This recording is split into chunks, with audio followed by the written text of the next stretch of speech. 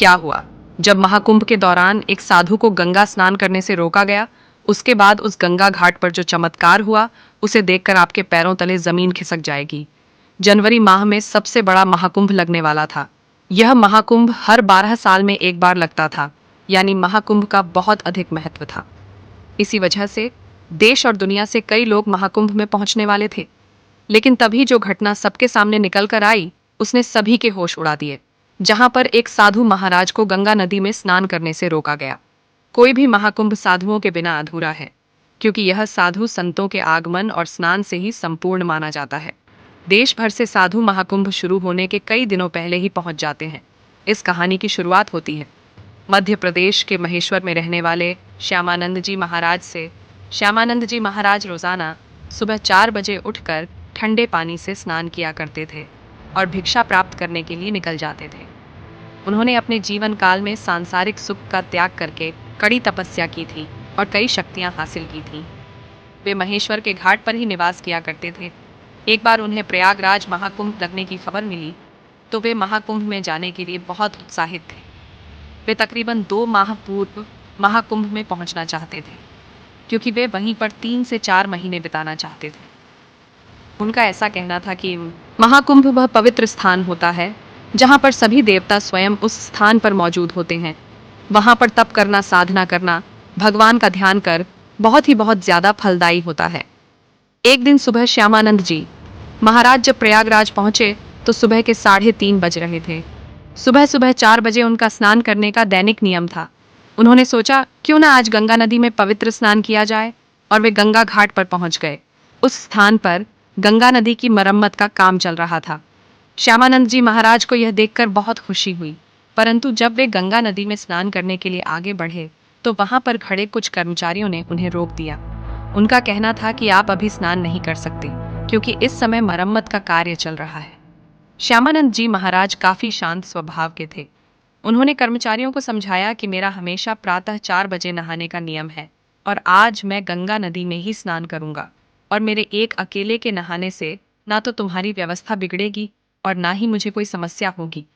लेकिन वह कर्मचारी अचानक से गुस्सा हो गया और उन साधु महाराज से कहने लगा कि आप थोड़ी देर में नहा लेना, अभी पूरा दिन पड़ा हुआ है। क्या यहाँ पर तुम्हें कोई व्यक्ति नहाता हुआ दिख रहा है? तुम इतने ठंडे पानी से नहा भी नहीं पाओगे, इसलिए बेकार की बातें बनाना छोड़ दो और यहाँ से तुरंत चले जाओ। अभी तक तो श्यामानंद जी महाराज बहुत शांत थे, लेकिन उस कर्मचारी के अभद्र व्यवहार से उन्हें बहुत बुरा लगा। उनका ऐसा मानना था कि गंगा नदी पर किसी का अधिकार नहीं है। यह तो साक्षात भगवान शंकर की जटाओं से निकलती है, जिसके अंदर सभी को अपने पाप धोने का अधिकार है, और उसके लिए कोई निश्चित समय नहीं हो सकता।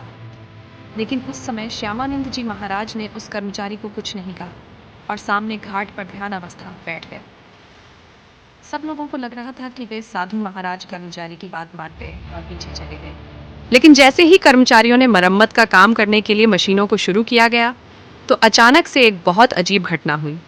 सभी मशीनें जाम हो गईं। कर्मचारियों ने मशीन को देखा और ठीक करने की कोशिश की। सबको उम्मीद थी कि अब मशीनें काम करने लगेगी, लेकिन जब मशीन शुरू की गई, तो कोई भी मशीन चालू नहीं हुई। सभी कर्मचारी परेशान थे। कई मिस्त्री इंजीनियरों की टीम को मशीन देखने के लिए बुलाया गया, पर सभी मैकेनिकों ने मशीनों की जांच की, लेकिन इसके चालू ना होने का कारण किसी को समझ नहीं आ रहा था। श्यामानंद जी महाराज अभी भी उसी घाट पर ध्यान अवस्था में बैठे हुए थे। गंगा नदी की मरम्मत का काम उस दिन रुका हुआ था। सभी लोग बहुत हैरान थे। उस समय जो इंजीनियर वहां पर मशीन सही करने आया था, उसने जब श्यामानंद जी महाराज को देखा, तो उसकी आंखें खुली की खुली रह गईं। वह श्यामानंद जी महाराज के चरणों में गिर गया और बाबा उसे आशीर्वाद देने लगे। फिर वह सभी अधिकारियों को बताने लगा कि यह महेश्वर के बहुत बड़े सिद्ध महाराज है। बचपन के समय पर एक बार जब मुझे सांप ने काट लिया था, तो इन्होंने ही अपने चमत्कार से मेरी जान बचाई थी। तब उस कर्मचारी को अपनी गलती का एहसास हुआ। वह समझ चुका था, अगर यह अपने दैनिक नियम के अनुसार 4 बजे गंगा स्नान करना चाहते थे, तो मुझे इन्हें रोकने का अधिकार नहीं था। मैंने जो इनका अपमान किया, इन्हें भला बुरा कहा और गंगा नदी में स्नान करने से रोक दिया, उसी का परिणाम मशीनों की खराबी के रूप में हम भुगत रहे हैं। अब यूट्यूब यही हमारी समस्या का समाधान कर सकते हैं। हमें इनसे माफ़ी मांगनी पड़ेगी। सभी अधिकारी मिलकर श्यामानंद जी महाराज के पास गए, उनके चरणों में बैठ गए और हाथ जोड़कर कहा कि हमें इस बात का अंदाज़ा नहीं था कि आप एक दिव्य संत हैं। हमसे बहुत बड़ी भूल हो गई है। हमें आपको स्नान करने से नहीं रोकना चाहिए। श्यामानंद जी महाराज बहुत दयालु थे। उन्होंने कर्मचारियों से कहा कि यह ज़रूरी नहीं है कि कोई संत चमत्कारी हो, तभी ही उसे गंगा नदी में स्नान किया जाए। गंगा नदी के ऊपर साधु संतों का सबसे पहला अधिकार है। सभी कर्मचारियों ने उनसे हाथ जोड़कर कहा, अब आप गंगा नदी में स्नान कर सकते, हम आपसे माफ़ी चाहते हैं।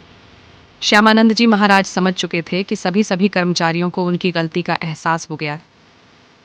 उन्होंने विनम्रतापूर्वक उन कर्मचारियों से कहा कि तुम चिंता क्यों करते हो, अभी समय कहाँ बीता है, ज़रा अपनी घड़ी में समय तो देखो, आखिर क्या बजे।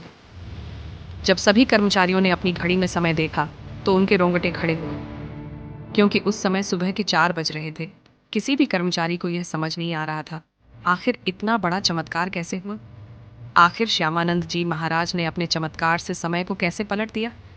इतना बड़ा चमत्कार देखकर सभी अधिकारी उनके चरणों में गिर गए और बाबा की जयकार लगाने लगे। इस चमत्कारी घटना के बाद सब लोग उन्हें मान गए और उनके दास बन गए, जिसके बाद वे सुबह 4 बजे अपने नित्य कर्म के अनुसार वे गंगा नदी में स्नान करने पहुंचे और इधर मशीनों को फिर से काम करना शुरू कर दिया। सारी मशीनें एक साथ चालू हो चुकी थीं, जिससे सभी को ऐसा लगा जैसे कि यह मशीनें केवल श्यामानंद जी महाराज के इशारे का ही इंतजार कर रही थीं। जैसे ही उन्होंने कर्मचारियों का अभिमान चूक किया और गंगा नदी में स्नान किया, वैसे ही फिर से मशीनें चल पड़ी। ये बहुत बड़ा चमत्कार था।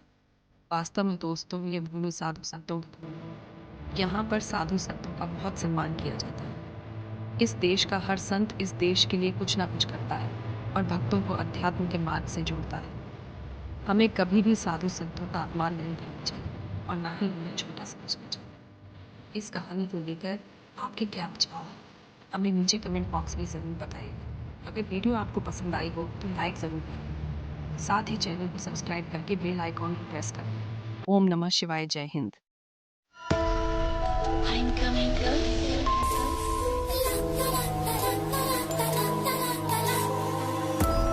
I will catch you.